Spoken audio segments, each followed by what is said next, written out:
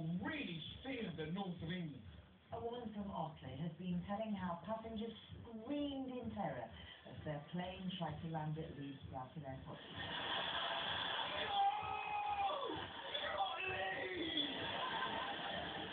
Well, it took me a week in the news with our sexual overlord Eamon Holmes telling us how he makes love.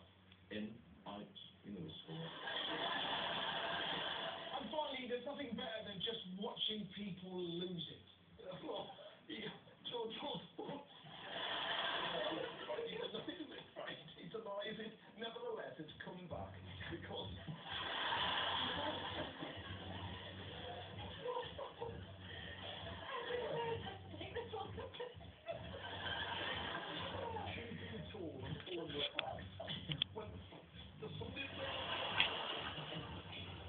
They got so into it, they forgot they were on the news. They just started making jokes. This story a few years ago about George and this woman who clearly no longer takes cocaine, justified her size. Anyway, George Osborne will be dogged by this. And the lawyer will not.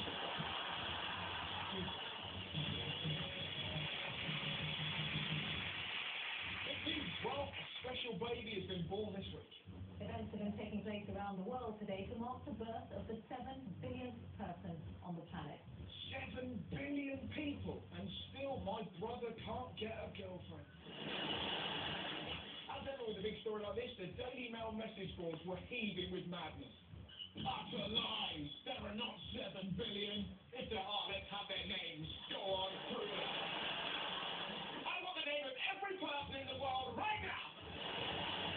Mind you, not everyone was angry, some were just confused.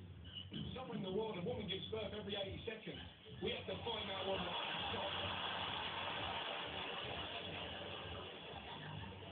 Scientists are worried about the increasing population. With potentially billions more people, pressure on water, food, oil will grow. A billion go to bed every night hungry. Don't laugh, Nigel. People really don't want to hungry. It's the funniest thing I've ever seen. There's too many of us. The planet can't cope. Is anyone else thinking what I'm thinking? We need to start bumping people off. Don't you worry, I've brought up a list. Number 1, people who play ringtones out loud on buses. People who still do impressions of Austin Powers off you fuck. People who wear sunglasses indoors, unless you're blind. People who say, I am what I am, OMG, LOL, unreal. Really? Because I thought you were fucking imaginary. And finally, anyone who doesn't like this.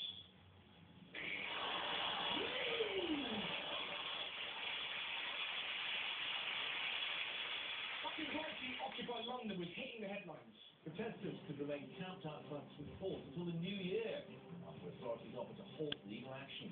Aside from the controversy about vicars losing their jobs and evictions, I couldn't take my eyes off the protesters. They gave some amazing interviews. This guy started off by moaning about the lives of the rich.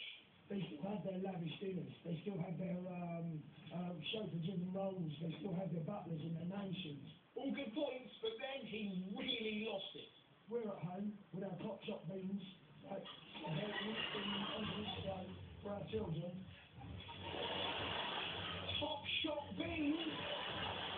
When your kids are upset, he's feeding them junk food. My favourite protester was an Australian man called Francis Firebrace. This old fella is wonderful. You can't hold me because I'm not doing any harm to anybody. I'm an elderly man. Come on. Come on, guys. I love you guys.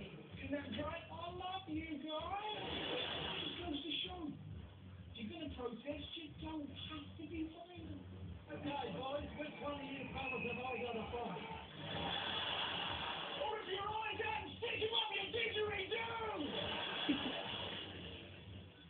But I still love you.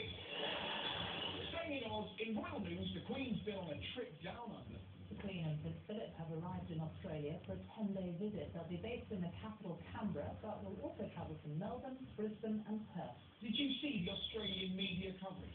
Now, was it me? Or were their reports a little bit morbid?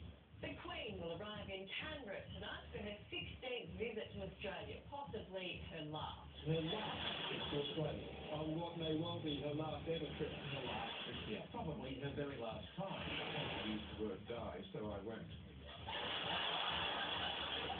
Why didn't follow her around dressed as death? It didn't end there. Judging by her hand gesture, this report was having a pop at how Liz smells. The Queen touched down in Perth last night. Like a dingo's ball bag.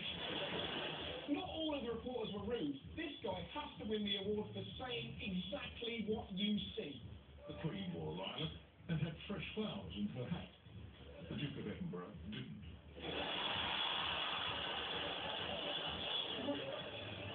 Later on, she'll be waving, using her hand. The Queen and Prince Philip were there for 10 days, and they met some